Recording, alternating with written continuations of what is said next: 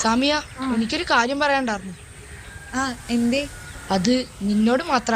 നീ പോയിക്കോട്ടോ, ഞാൻ വരാം. ആ എന്താ കാര്യം? അഖില വലിയൊരു പ്രശ്നത്തിലാ. അതെന്താ? അത് പിന്നെ കുറച്ച് കുഴപ്പം പിടിച്ച കേസാണ്.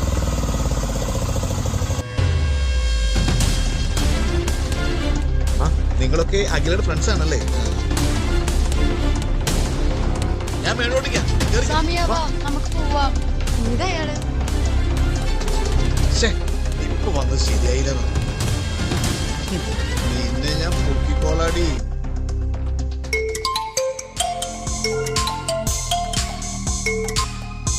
ഹലോ.